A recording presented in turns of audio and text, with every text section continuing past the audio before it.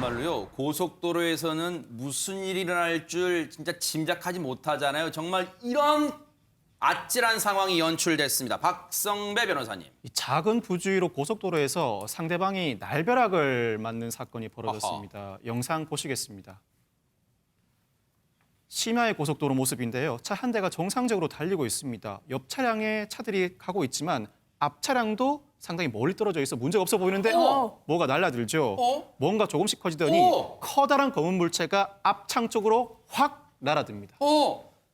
저 검은 물자, 진짜 저 갑자기 뭐가 튀어오는 것 같기도 하고요. 근데 짐승은 아닌 것 같아요, 안진용 기자님. 네, 지난 1일 오후 10시경 벌어진 일인데요. 20대 운전자가 자신의 승용차를 몰고 고속도로를 달리는 중이었어요. 그런데 저렇게 갑작스럽게 차량 정면으로 정체불명의 타이어가 날아들었습니다. 타이어예요? 네, 이 타이어는 피해 차량의 보닛과 충돌을 했는데요. 마치 포탄을 맞은 것처럼 보닛을 세상에. 찌그러졌고요. 게다가 이제 솟아오른 타이어가 운전자의 시야를 가렸습니다. 정말 피할 겨를도 없이 순식간에 벌어진 아찔한 사고였습니다. 진짜 유인경 평론가 진짜 피할 겨를이 없었겠어요, 지금. 대낮도 아니고 아주 어두운 밤이었고요.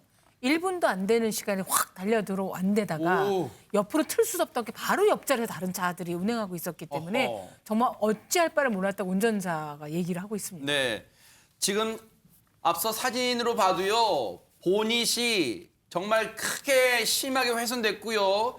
차량 운전자의 상태까지 걱정됩니다. 손정혜 변호사님, 세상에. 이 운전자가 이후 기억이 제대로 나지 않을 정도로 큰 충격을 받았다는 아이고. 것이고요. 38도까지 고열 증상까지 발생을 세상에. 해서 인근 종합병원에서 한 대학병원으로 이송까지 했다라고 하는데 입원을 2주 동안이나 했고요. 지금도 통원 치료 중이라고 하는데 네. 목, 허리 이런 부분에 큰 부상을 입은 것 같습니다. 세상에 큰 피해가 없어서 물론 지금 목과 허리 부상 당하신 것도 지금 저 운전자분께 날벼락이에요. 그런데 더 큰 정말로 정말 더 큰 상황이 안 벌어져서 천만다행이긴 한데요. 만약에 저때 핸들을 급하게 꺾거나 하면 차량이 전복됐다면 정말 상상하기도 싫습니다. 그런데 하재근 평론가님 대체 저 거대한 타이어는 대체 어디서 날아온 겁니까? 저게 중앙선 건너서 맞은편에서 온 건데 맞은편에서 주행하던 이른바 빨간 버스라고 불리우는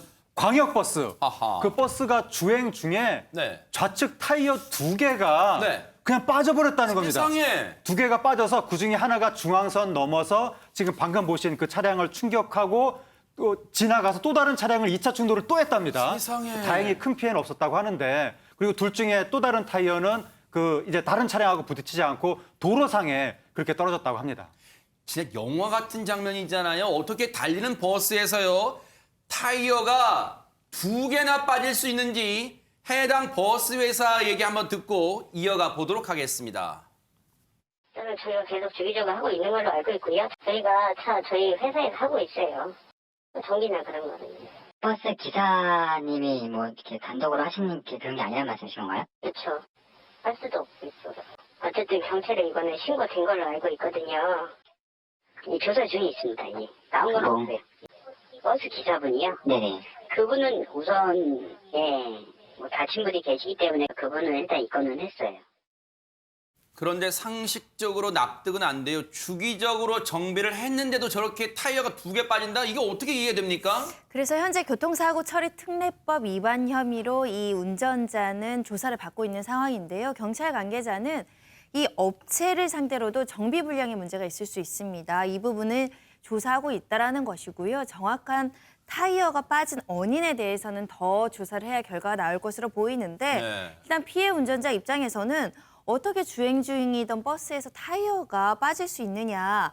본인에 맞았으니까 정말 다행인데 만약에 유리에 맞았다면 그리고 차가 아까 말씀하신 것처럼 전복됐다면 정말 상상하기도 어렵다. 분통을 터뜨리고 있는 상황입니다. 아니 근데 박성배 변호사님 이게 그 해당 버스를 운전했던 기사님의 책임으로만 이게 몰아가야 되는 그런 사건일까요? 어떻습니까? 이 사건은 일종의 교통사고 사건이죠. 차의 교통으로 인해 발생한 사고이므로 교통사고이고 교통사고가 발생했을 때는 일단 운전자가 교통사고 처리 특례법 위반으로 입건될 수밖에 없습니다. 사고 발생 자체로 입건을 피할 수가 없는데 물론 수사 과정에서 운전자에게 전혀 과실이 인정되지 않는다면 무혐의 처분은 이루어질 수 있습니다. 다만 일단은 운전사를 교통사고 처리 특례법 위반으로 입건을 해두고 정확한 사고의 원인을 조사하는 과정에서 버스 회사의 정비 과정 중 과실 여부를 수사해 나갈 겁니다. 그 과정에서 과실이 인정된다면 정비를 담당하는 측이 업무상 과실치상 혐의로 추가 입건될 가능성이 상당히 높고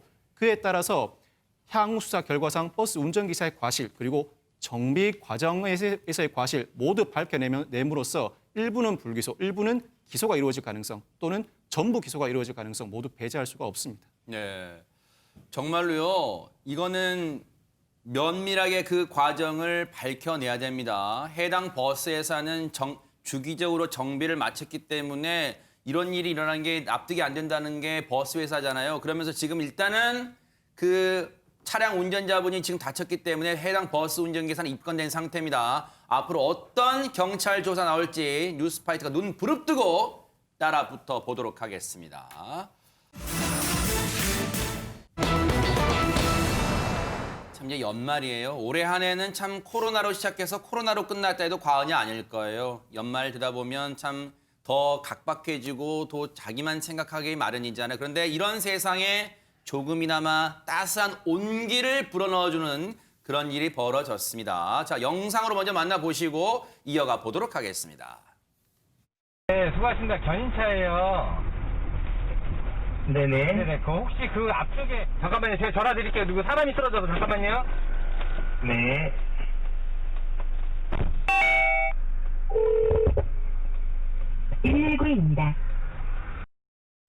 세상에 지금 이 상황 보면요. 운전자분이 통화를 하다가 바로 끊고 저 지금 블랙박스에 찍힌 저 남성 순간적으로 뒤로 그냥 정말 기절을 한 것 같습니다. 안진용 기자님. 네, 이게 경기 화성시에서 벌어진 일인데요. 이 견인차 기사는 곧바로 전화를 끊고 내려서 이 남성을 상대로 신속히 대처를 합니다. 그의 모습을 영상으로 확인해 보면은요. 네, 전화 통화를 하면서 파란색 모자를 쓴 남성이 내립니다. 이 쓰러진 남성의 상태를 확인한 후 이렇게 심폐소생술을 실시합니다. 그런데 이 남성 잘 보면요. 오른손은 보호대를 착용한 상태여서 왼손으로 쓰러진 남성의 가슴을 압박하고 있는데요. 이 지나가던 사람들도 멈춰서 걱정스러운 듯 쳐다보는 모습도 볼 수가 있습니다. 이 와중에도 이 남성은요. 계속 전화로 누군가와 통화를 하면서 응급처치를 진행을 하는데 자, 지금 잘 보세요. 이 순간 이 미동도 없던 이 남성이 조금씩 움직이기 시작을 합니다. 배 보이기가 살짝 움직이는 모습을 볼 수 있는데요. 잠시 후 구급차가 현장에 도착하고 구급대원들이 쓰러진 남성을 살피고 있습니다. 구급대원이 와도 옆에서 이 남성이 자리를 지키고 있죠. 네. 그리고 남성의 상태를 확인한 후에 구급대원들에게 인사하면서 자리를 뜨는 아주 훈훈한 모습입니다. 진짜 천만다행인데요. 하지근 평론가님, 네. 저분이 진짜 앞서 보니까 우리가 이제 팔에 이 보호대를 착용했어요. 이제 기부스를 했다고 표현하는데 지금 왼팔은 기부스를 한 상태라서 상당히 본인도 움직이기 불편한 상태인데 한 팔로 우리 심폐소생을요. 하지근 평론가님 두 손으로 하기도 어려운데 한 손으로 정말 잘 해내셨어요. 저분 대단합니다. 그러니까 저분이 지금 이중고 상황이거든요. 네. 첫 번째는 본인이 출동하던 중이었어요. 아하. 견인차 기사인데 본인도 바쁜 상황이잖아요. 네. 보통 그러면 차 돌려서 그냥 가는 경우도 있거든요. 간혹 가다가. 근데 저분 같은 경우에는 본인 출동하다 말고 사람 쓰러지는 거 보고 그냥 차 세우고 내린 거죠.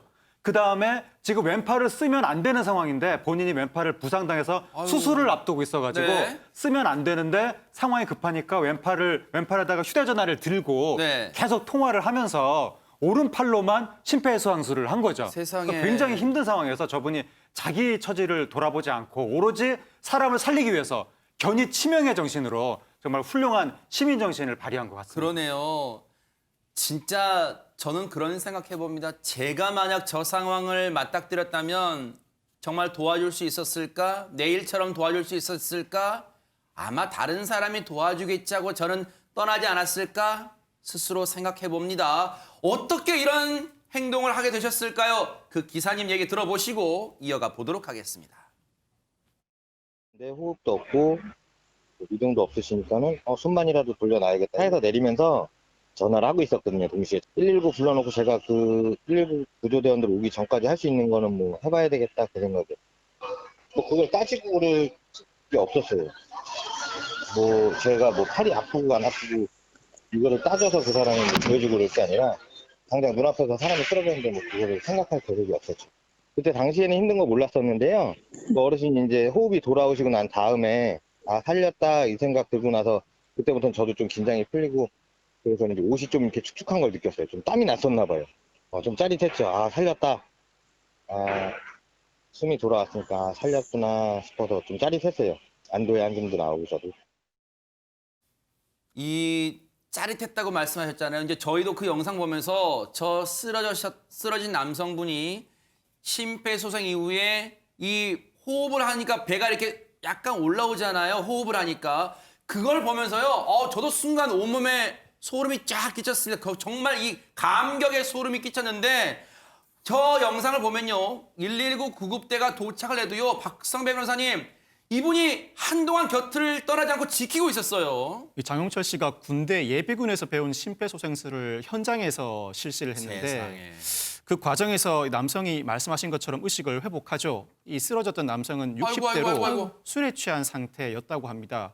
다행히도 큰 부상을 입지 않아서 곧바로 귀가 조치되었다고 하는데 장용철 씨에 따르면 힘들다는 생각은 전혀 안 들었고 119 구급대가 오고 난 뒤에도 완전히 무사하게 인계되는 모습을 보고 싶어서 계속 곁을 지켰다고 합니다. 네. 구급대원이 별 이상이 없으니까 이제 가셔도 좋다고 이야기를 하자 그제야 일하러 다시 돌아갔다고 하는데 그 과정에서 장용철 씨가 일을 놓칩니다. 사실 일하러 가는 과정에서 중간에 멈추고 구조 아이고. 활동을 벌인 거잖아요. 네. 그렇지만 일을 놓친 것보다 사람을 구한 것이 더 보람된다. 뿌듯하고 후회하지 않는다라고 밝히고 있습니다.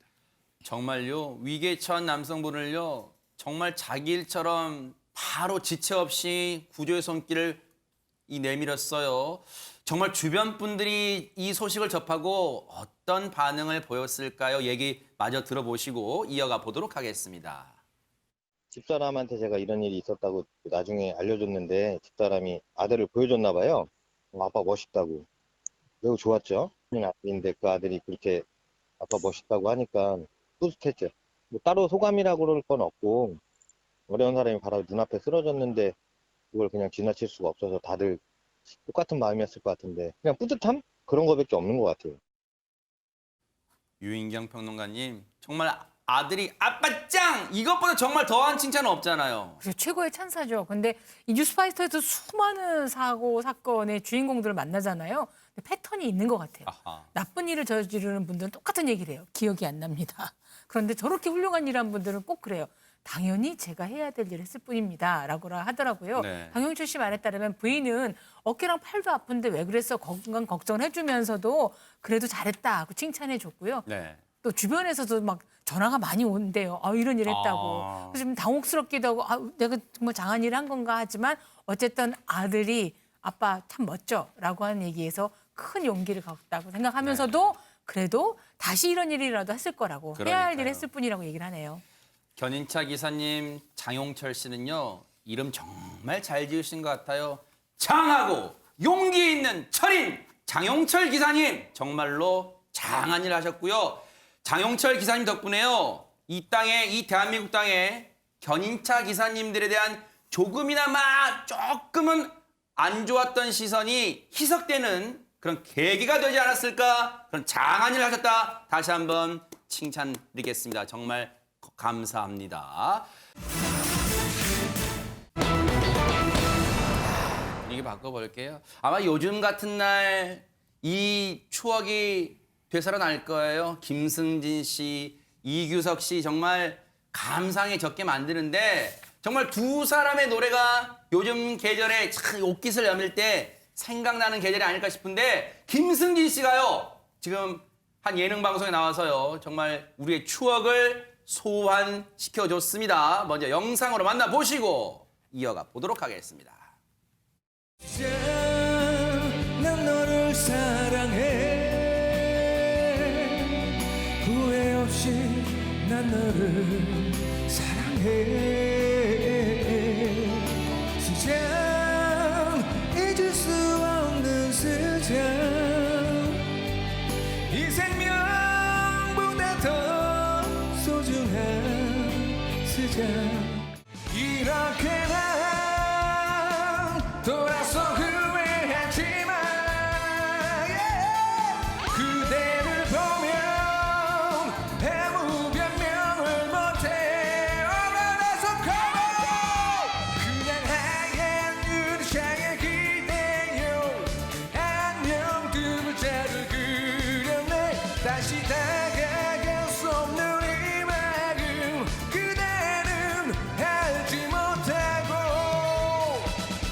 멀어지네. 난 내가 좋은데 너 왜 모른 척하니 내 마음을 언제나 널 보면 내 마음 빨려들 것 같아 어제도 오늘도 밤이나 낮이나 내 가슴에 없던 너의 생각뿐.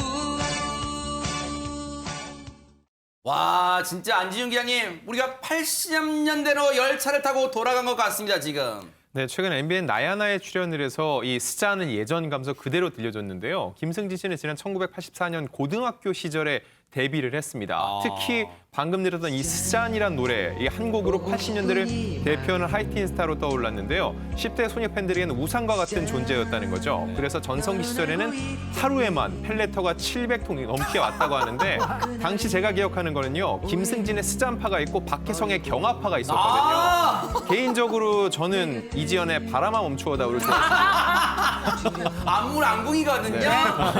네. 야, 근데 정말 하루에 700통에 달하는 팬레터를 받았다. 와, 대박인데. 근데 지금 아이돌 스타가 사실은 요즘 아이돌 스타라고 하지만 그 당시에 아이돌 스타라고 해도 과언이 아니었을 것 같습니다. 하재근 평론가님. 예, 어린 나이에 데뷔해서 또 수많은 그 오빠 부대라고 해야 되나요? 오빠 부대를 거느리고 했으니까 당시 아이돌 스타라고 할 수가 있는데 요즘 아이돌하고 다른 것은 요즘 아이돌은 기획사에서 다 트레이닝을 시키잖아요. 김승진 씨는 부모님이 직접 그러니까 이제 그 김승진 씨가 가수가 되고 싶다고 하니까 아버지가 기획사를 만들고 히트곡 제조기 작곡하는 데 찾아가서 스잔 노래 받아오고 어머니가 직접 스케줄 다 챙기고 그다음에 인성교육도 굉장히 철저해서 아버지가 김승진 씨 대학교 갈 때까지 회초리를 들었다고 합니다. 세상에. 그래서 반듯하게 자란 김승진 씨가 아닌가 그런 생각도 해보는데요. 김승진 씨가 사실은 앞서 말씀드렸지만요. 80년대 가요계를 주름잡았다고 해도 과언이 아니에요. 그런데 김승진 씨와 함께 어깨를 나란히 했던 라이벌이 있습니다. 바로 라이벌 그분에 대한 얘기 김승진 씨 입을 통해 한번 들어보시고 이어가 보도록 하겠습니다. 꼭 듣겠습니다. 김승진, 스잔. 야, 누가 여기서 김승진 들으래? 어? 너네 우리 나영이가 박혜성 좋아하는 거 알아 몰라? 앞으로 조심해라. 지금은 뭐 여러 가지 뭐 도구가 많잖아요. 풍선도 있고 뭐 팬클럽 여러 가지. 도구가. 근데 저희는 그렇게 그런 도구는 없었고 오빠라는 그게 최고의 오빠 가수. 예. 그래서 오빠 부대가 나온 거예요. 그래서 그 목소리가 제일 큰 사람이 이기는 거지. 한번 연락은 취해봤어요. 우리가 이제 지금 받았던 사랑을 우리가 보답하는 의미에서 둘이서 조인 콘서트를 해보면 어떻게? 너무 좋다. 무조건 가지. 좋다. 근데 아직까지 연락이 없더라고요. 경아, 나 지금 너의 사진을 보며 생각에 잠긴다. 경아. 역시 김승진 씨는 그냥 스잔을 부르는 게 어울리고 경아는 역시 박혜성 씨 목소리도 경아 이렇게 들어야지 어울리는 것 같습니다. 유인경 평론가님. 예, 그런데 지금 뭐 벌써 80년대니까 3, 40년 전 얘기여서 아득한 거겠지만 제가 그때 체험해봤던 바로는 정말 70년대 남진 나훈아 두 분의 대결 구도처럼 김승진파와 이게 달랐던 거죠. 네. 근데 이 노래도 스잔하고 경하가 굉장히 달랐고요. 이 밴들도 완전히 분류가 됐었거든요. 저도 이름이 끝이 유인경이기 때문에 저는 경하는 저를 부르는 노래를 좋아를 해서 서로 싸우기도 하고 했는데 상상을 초월할 정도의 여성들의 마음을 다 움켜잡았었고요. 네. 그다음에 완전히 이거는 뭐 지금 당마다 달라서 색깔들이 선거 때마다 뭐 색깔 달라지듯이 이때도 김승진파와 박혜성 씨파로 완전히 나뉘어져 있기도 했었습니다. 네. 대단한 인기였습니다. 무슨 전당대회 하는 것 같겠어요. 그렇죠. 네, 두 라이벌이 뜨면요. 그런데 영원한 김승진 씨의 라이벌이라도 과언이 아닐 거예요. 박혜성 씨 노래 안 들어볼 수가 없겠죠. 듣고 이어가 보도록 하겠습니다. 경화생각 넘쳐라 할 때 너를 그린다. 경아, 나 지금 너의 사진을 보며 생각에 젖는다. 경아, 오늘도 나는 내가 오기만 손 모아 기다려. 돌아와다오 기다리는 내게로. 진짜 이 박혜성 씨의 경화 노래를요. 특히 남성분들이라면요. 청자켓 깃을 딱 올려가지고 노래방에서 다 한번 경화 이렇게 안 불러보신 분들이 없을까. 그런데 지금 이 박혜성 씨도 그렇고 김승진 씨가 정말 가요계 정상에 섰던 인물이었는데 손정혜 변호사님, 근데 어느 날 갑자기 우리가 찾아볼 수가 없었어요. 그러니까 91년도에 마지막 앨범을 발표하고 활동을 중단을 했는데 사연이 있었습니다. 김승진 씨 이야기로는 91년도부터 떨어진 인기를 실감하기도 했고 그 당시에 아버지가 굉장히 엄격했다고 했잖아요. 이 음악과 관련한 갈등 그리고 불화가 있었다는 겁니다. 김승진 씨 입장에서는 아버지가 일일이 모든 방송을 모니터하고 그래요? 예를 들면 다리를 벌린 각도까지 지적하는 것이 아이고. 굉장히 불편하고 부담스러웠다는 것이고요. 아버지는 내가 피나게 노력하길 바랬고 좀 바다에서 쉬고 싶은데 예를 들면 오히려 전국 해수욕장 투어 일정을 잡으시니까 아버지하고 좋은 기억이 없었다. 최근엔 아버지가 이제 건강하시긴 한데 여전히 무서운 존재다 이렇게 이야기를 하시거든요. 아마도 그때 인기 있는 스타로서 이런 여러 가지 가정들이 좀 부담스럽고 어려웠던 게 아닐까 합니다. 박성배 변호사님, 우리가 보기에는 그저 김승진 씨가 엄격한 아버지 밑에서 반듯하게 자란 청년 그리고 그런 가수로만 생각했는데 이게 도리어 김승진 씨에게는 엄청난 스트레스였군요, 보니까. 그랬던 것 같습니다. 김승진 씨가 91년도가 되면서 나도 이제 잊혀져 가는구나 싶은 생각이 들었답니다. 그러면서 돌파구를 찾고자 일본 진출을 시도했는데 뜻대로 되지는 않았습니다. 당시에 일본에 건너가자마자 이틀 만에 안 되겠구나. 나는 하는 일마다 왜 이렇게 되는 게 없을까 싶기도 했다는데 그 이후에도 여러 차례 새 앨범 준비를 했습니다만 녹음만 하다 끝을 냅니다. 즉 정작 발매를 하지 못한 것인데 아이고. 이에 따라서 5년째 앨범 준비 중, 10년째 앨범 준비 중, 15년째 앨범 준비 중, 땡땡년째 앨범 준비 중이라는 별명까지 붙었다고 합니다. 마침내 고생 끝에 새 앨범을 내기도 했지만 큰 주목을 받지는 못했습니다. 어떻게 보면 가수가 수십 년째, 십수년째 앨범 준비 중 가수 본인에게는 오명이잖아요. 치욕이잖아요. 그런데 그런 치욕까지 듣는 지경에 이르렀습니다. 한때는 정말 정상에 섰던 김승진 씨가. 그런데 짧았던 전성기를 누른 이후에 90년대 초반부터 앞서 들으신 것처럼요. 김승진 씨가 인생의 암흑기를 맞이한답니다. 대체 무슨 일이 있었던 걸까요? 직접 들어보시고 이어가 보도록 하겠습니다. 18살이요. 18살.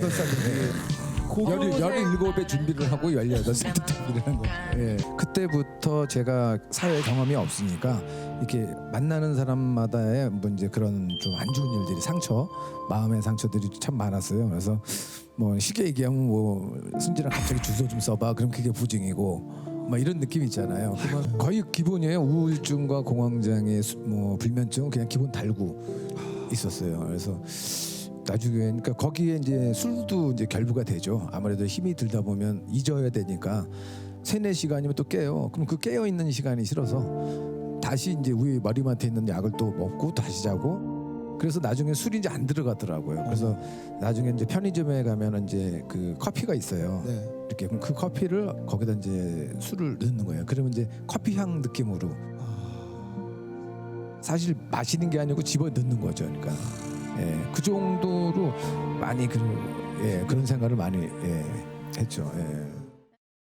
사실 지금이야 이제 저 암흑기를 이겨내고 극복해냈기에 이제 덤덤하게 얘기를 합니다만 저 땐 정말 좀 이런 말 송구합니다만 김승진 씨 본인이 느끼기에도 사는 게 아니었을 것 같다는 생각이 듭니다. 아까도 말했듯이 17살에 준비해서 18살에 데뷔했는데 스타가 됐습니다.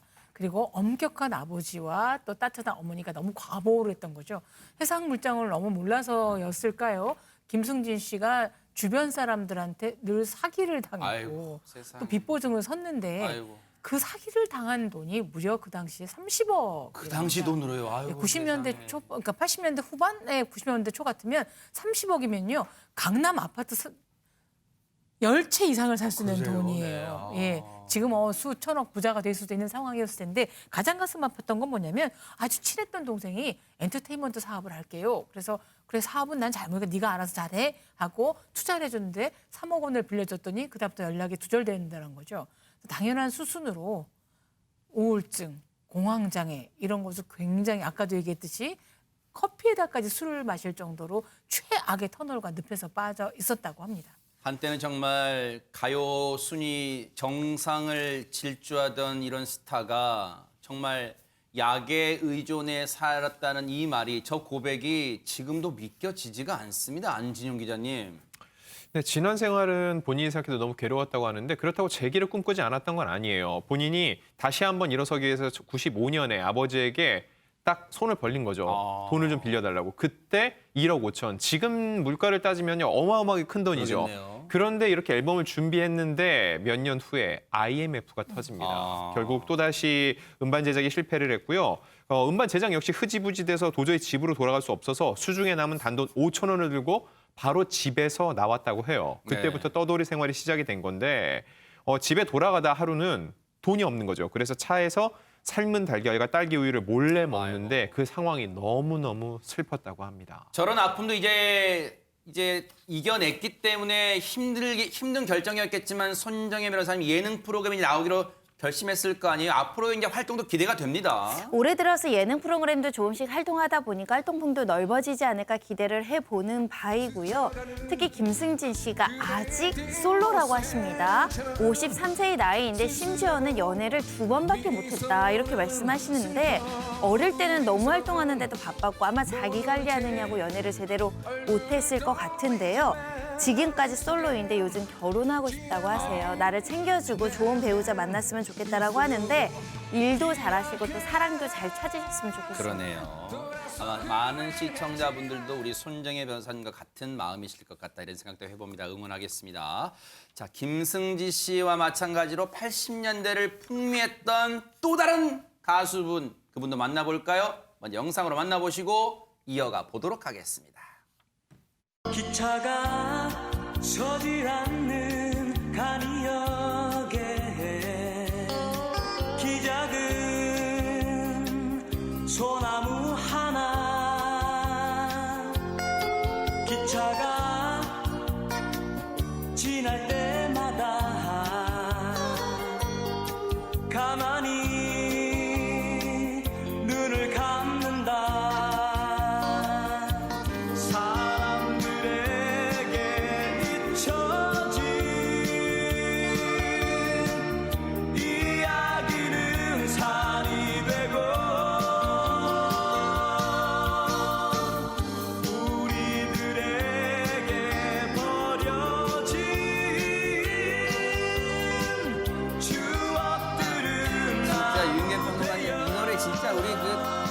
기차 타고 소풍 수학여행 갈 때도 많이 들었잖아요, 이 노래 진짜. MT 갈 때도 많이 들었습니다. 근데 저 이규석 씨가 1988년에 데뷔곡으로 나온 노래인데 10분 만에 만들었다 그래요. 아하. 10분 만에 만들었던 노래가 20년을 먹여 살렸다고 하는데 저는 제목을 너무 잘 지으신 것 같은 거예요. 꽃들은 왜 계절이 있잖아요. 근데 기차를 멈추지 않고 가죠. 소나무도 또 영원하잖아요. 그러네요. 그래서 아마 뭐 그런 10분 만에 질 때 그런 깊은 생각을 안 하셨을지 모르겠지만 노래 가사도 좋고 이규석 씨의 감미로운 목소리가 너무 좋아서 계절이 특히 이런 쓸쓸한 계절 때마다 저 노래 듣고 우리가 추억에 잠기게 하는 것 같습니다. 어쨌든 참 10분 만에 만든 곡으로 20년을 먹고 살았다니 복 많은 분이기도 한 것 같습니다. 진짜 저 목소리는요. 정말 솜사탕 같은 목소리예요. 정말 달콤합니다. 세월이 변해도 여전할 것 같은데. 그래서 라디오 DJ도 했어요. 그렇죠, 맞아요. 80년대 정말 소녀 팬들의 영원한 오빠인 이규석 씨. 그런데 여러분 궁금하셨을 거예요. 그동안 어떻게 지냈을까? 먼저 영상으로 만나보시고 이어가 보도록 하겠습니다. 오빠는 그대로 있어가지고 우리가 누나라고 그러고 형이라고 그러잖아 맨날. 나이 어린데. 에이 솔직히. 아니야. 오빠를 위해서 준비했어요. 아유 고마워. 수고했어요 오빠 고마워. 땡큐 고마워.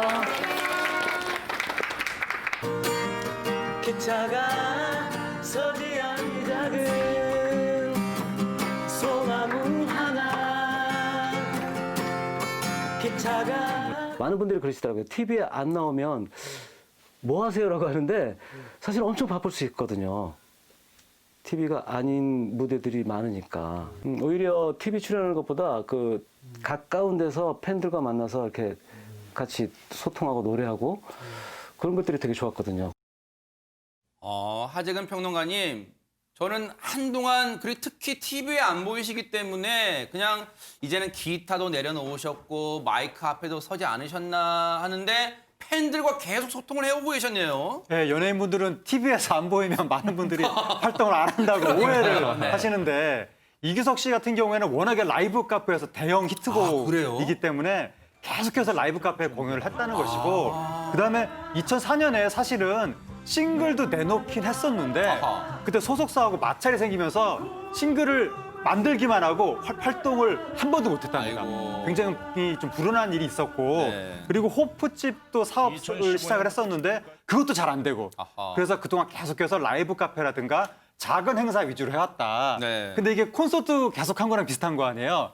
계속 그 라이브 카페 라이브를 하니까 노래가 늘더라 그렇게 이야기하고 최근까지도 바빴는데 지금 코로나19 때문에 일이 없어서 힘들어졌다고 합니다. 세상에 정말 코로나가 정말 많은 분들에게 어려움을 주고 있어요. 그런데 정말 이 이규석 씨가요 많은 사람한테 여전히 기억되고 있는 그런 분이잖아요. 그런데 궁금하실 거예요. 이규석 씨 오랜만에 봤는데 그럼 가족들 아내나 자식 자제분은 어떻게 될까 궁금하시잖아요. 그런데 여러분 깜짝 놀라실 거예요. 영상으로 만나보시고 이어가 보도록 하겠습니다.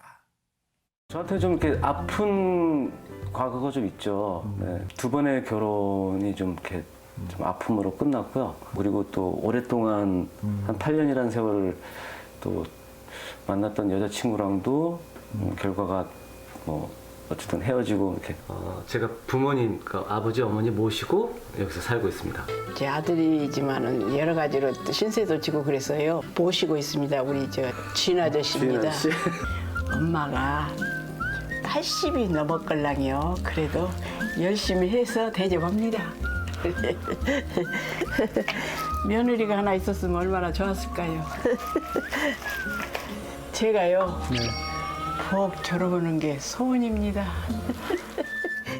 진 아저씨, 식사하십시오. 찌개나 그런 것만 하면은 이렇게 사는 거는 진짜 맛있거더라고. 한번 내가 사올까? 하나 사서 먹어볼까? 아니, 나 이게 좋아. 밖에서 내가 사 먹으면 되지.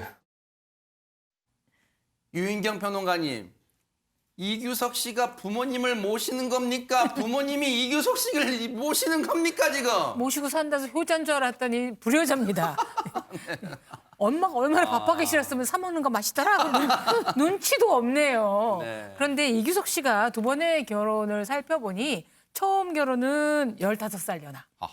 두 번째 부인은 14살 연하였어요. 어머니가 간절히 결혼을 바라신다는데 나이차 좀 줄여주시기 바라고요. 예. 근데 최근 방송에서 만나는 사람이 있다고 또 밝혔거든요. 그 만나는 사람이 좋은 인연으로 돼서 제발 어머니로부터 부엌에서 좀 자유로워지시게 하는 것이 진짜 효자의 길을 걸었으면 하는 바람입니다. 물론 이 자신의 의지가 비혼을 추구하는 분도 계시죠. 그런데 아까 어머님의 그 소원이요. 정말 절절하게 다가오실 거예요. 부엌을 졸업하는 게 소원이시랍니다. 8순이 넘으셨어요. 지금 80이 넘으셨으니까 그 소원 한번 눈 딱 감고 멋지게 아들로서 한번 들어드린 날 기대해 보도록 하겠습니다. 그런데 사실요. 안진영 기자님, 가수로서 이규석 씨가 더 뜰 수도 있었을 텐데 왜 뜨지 못했을까 하는 궁금증도 많은 분들이 생각하실 것 같아요. 본인이 아무래도 이 기차 소나무라는 노래가 너무 히트를 하다 보니까는 그 후에 더 큰 히트송이 나오지 않았나라는 생각이 들기도 하고요. 근데 지금도 보면은 생각보다 마음고생 안 하신 것 같은 게 진짜 동안이지 않나요? 맞아요. 지금 한 40대 됐나요? 어떻게 됐나요? 이규석 씨가 1963년생, 올해 58입니다. 대박 사건. 내후년이면은 이제 환갑에 접어드는데요. 이 비결에 대해서 마음고생을 심하게 하지 않은 편이라고요. 원래 성격이 낙천적이라고 해요. 심각한 고민을 싫어하고 현 상황을 받아들이는 편이라고 하는데요. 아까 어머니와의 대화 보니까 어떤 말씀하시는지 딱 알 것 같다는 생각도 들고요. 또 하나의 말하는 비결은 착하게 살려고 노력한다고 해요. 왜? 나이가 들면 자기 얼굴에 책임을 져야 된다고 맞아요. 하잖아요. 근데 이규석 씨 얼굴을 보면 정말 선한 기운이 느껴진다는 거를 좀 저도 보는 편입니다. 네. 요즘요 레트로란 말 유행이잖아요. 복고 열풍이잖아요. 정말 김승진 씨와 이규석 씨도요 정말 이 세월의 무상함을 이겨내고 다시금 우리 팬들 앞에 우뚝 서는 그 순간을 뉴스파이터가 진심으로 응원해 보도록 하겠습니다. 힘내시기 바랍니다.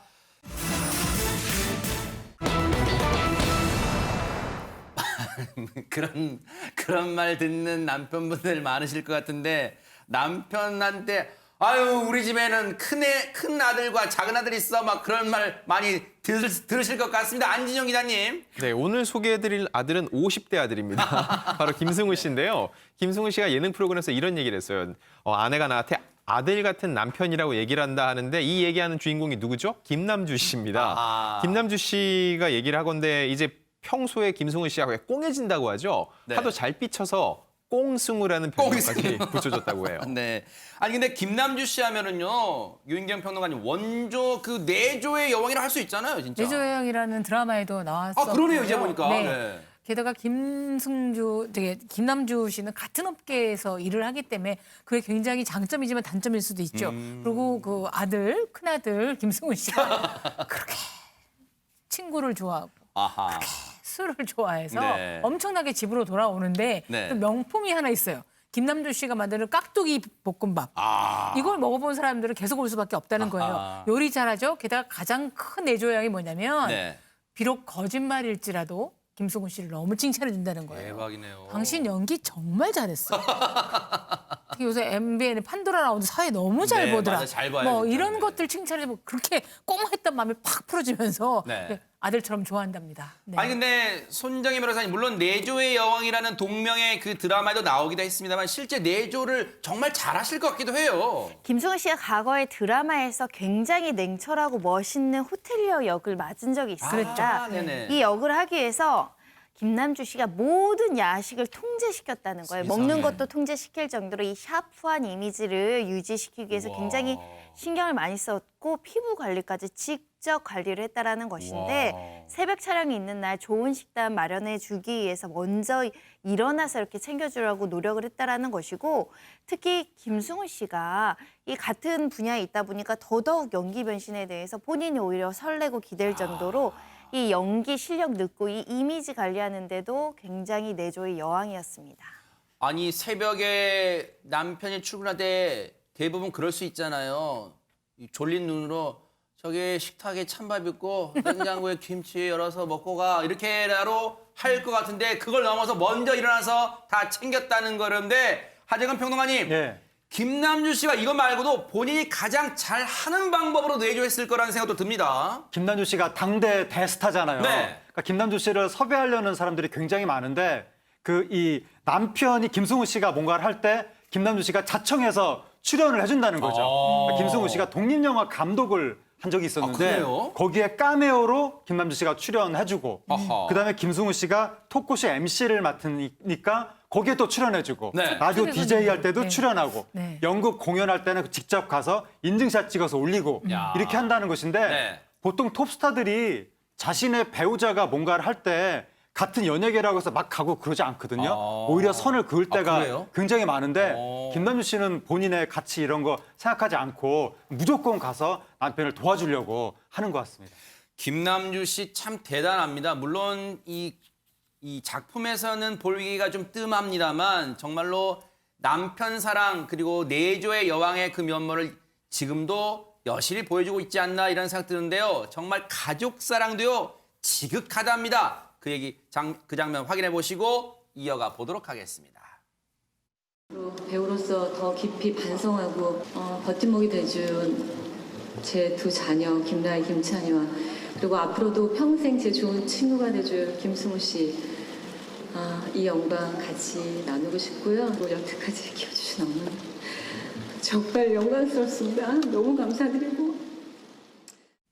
아니 박성배 변호사님 그러면 김승우 씨의 늘 뒤에는 김남주 씨가 내조를 했는데 그럼 그 반대되는 경우 김승우 씨는 아무런 역할도 안 해요, 그러면? 훌륭하게 내조를 하고 있습니다. 이 김남주 씨에게 김승우 씨는 배우자이자 오랜 술친구이자 연기자 선배라고 하는데 네.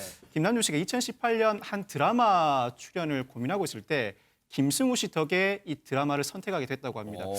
김남주 씨가 2018년에 주연으로 출연한 드라마 시청자분들 어떤 드라마인지 짐작하실 것 같은데 이 드라마에는 파격적인 멜로 장면이 나옵니다. 그럼에도 불구하고 김승우 씨가 반드시 네가 해야 할 작품이라고 지지를 해줬다는 겁니다. 당시 이 드라마 1회 예고 때 파격적인 멜로 장면, 김남주 씨와 지진이 씨의 멜로 장면이 나옴으로써 크게 화제를 모았었는데 이 영상 댓글에 김승우 시청 금지라는 댓글도 달렸습니다.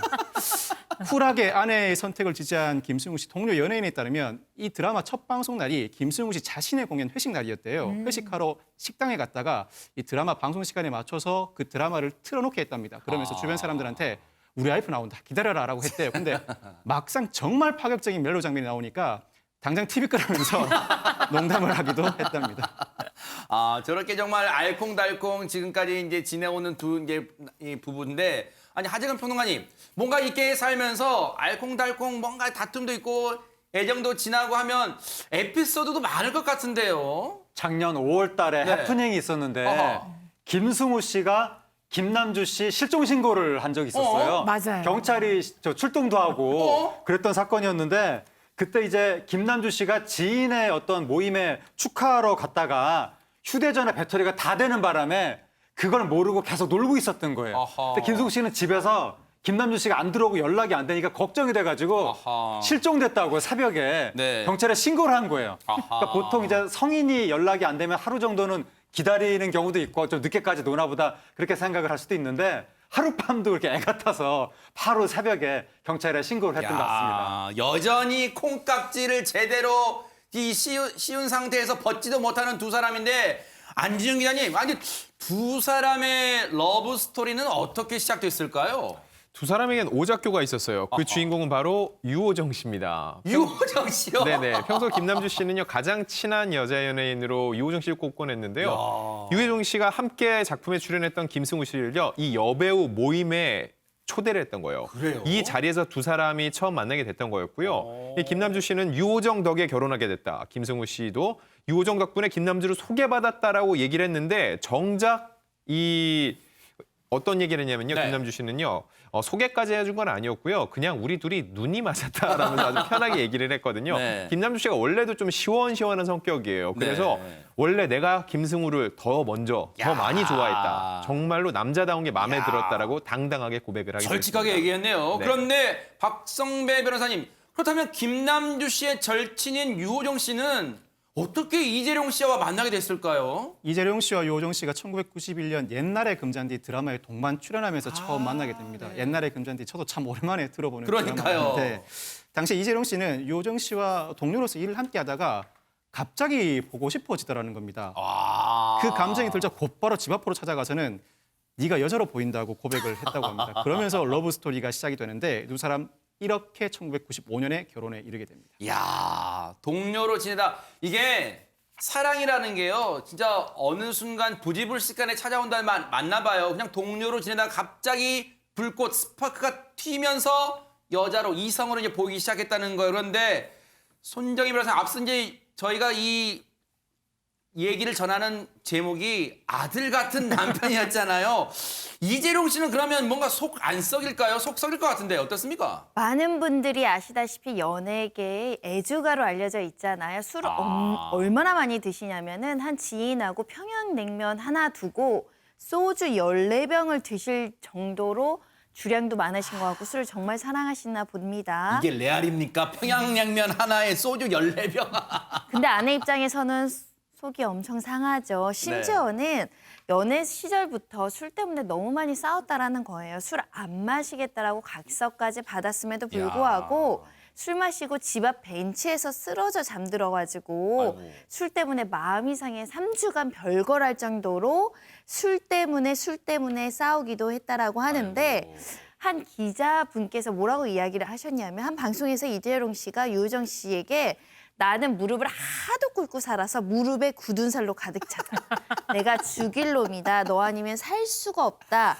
너는 내 로또야 라고 말했다고 하는데 술 많이 먹어서 속 썩여도 또 로또라고 하니까 유호정 씨도 또 대인배로 살아가시는 것 같습니다. 야, 근데 확실히 이런 이제 부부 금실 좋은 분들 보면은 안진용 기자님 그런 생각이 들어요. 강대강이 충돌하면 그 부부 관계는 오래 못 갈 것 같아요. 뭔가 한쪽이 강하게 나오면 다른 한쪽이 음매 기주고 하고 받아줘야지 조화가 되는 것 같습니다.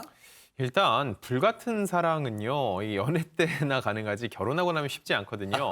유호정 씨는 이렇게 얘기를 합니다. 친구 같은 남편이라고요. 그리고 반대로 이재룡 씨도 마음이 예쁜 사람이라고 얘기를 하는데 유호정 씨가 말하는 비결은 이거예요.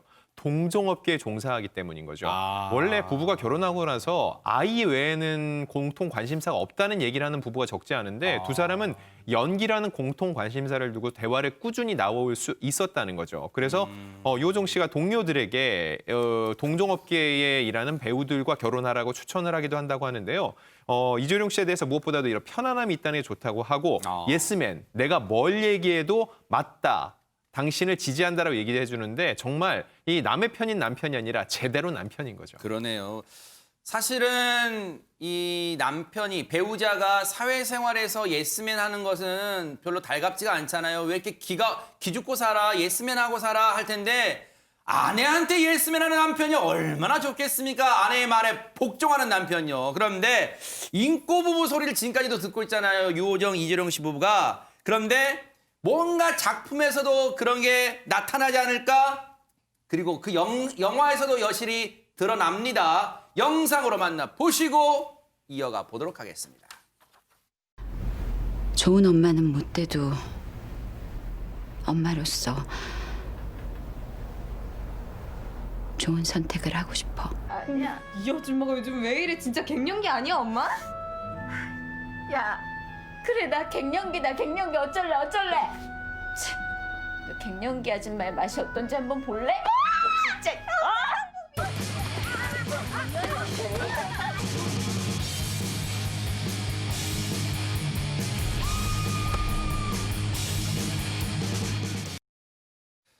사실 유인경 평론가님 뭔가 이제 이 세월이 들다 보면 영화에서의 모습은 자신의 실제 모습도 투영되고 녹아들기 마련이잖아요. 예, 근데 김남주 씨랑 유호정 씨가 그런 관계지만 사실은 4인방이 있습니다. 아, 그래요? 신혜라, 오연수 씨. 와.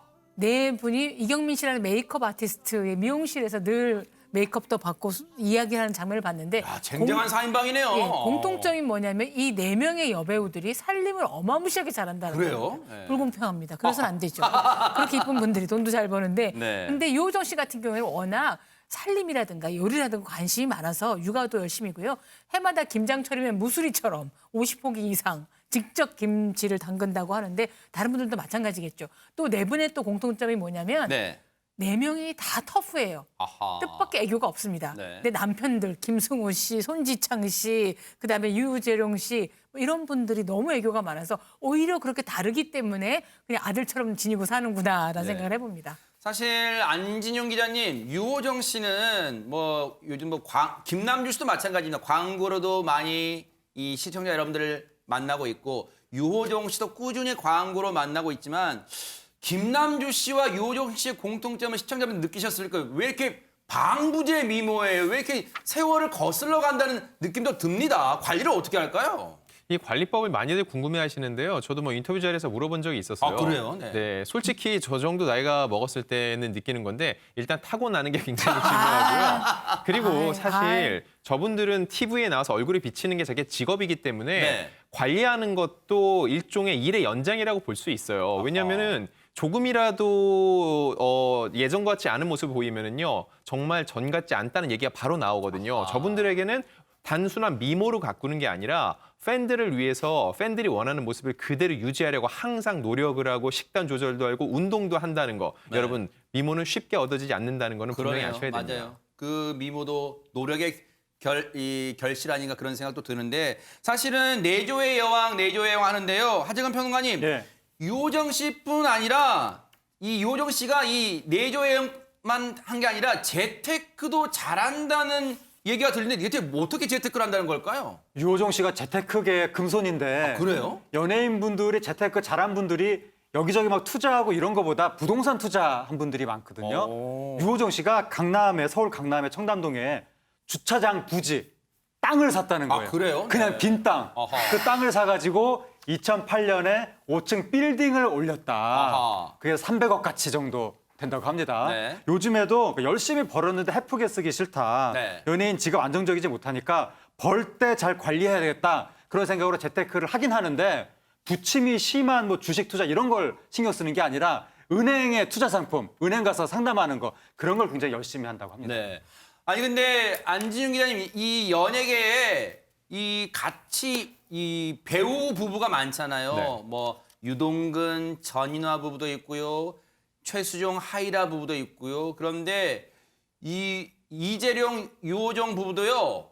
정말로 금실 하나는 정말 손에 꼽을 것 같습니다. 네, 그런 부부들이 왜 이리 많냐라고 할 수 있는데 사실 이것도 영향을 받거든요. 그렇게 잘 사는 부부들을 보면서 우리도 잘 살 수 있다라고 해서 영향을 받는 것도 있고요. 서로 선의의 경쟁도 되겠어요. 보니까. 그럼요. 네. 그리고 저희가 이렇게 잘 사는 부부들 위주로 소개를 해주다 보니까 모두 잘 사는 것처럼 보이는 그런 경향도 있기도 합니다. 네. 어쨌든 정말로 이 두 부부도요. 앞으로 계속해서 좋은 모습, 행복한 모습 보여주시기 바랍니다.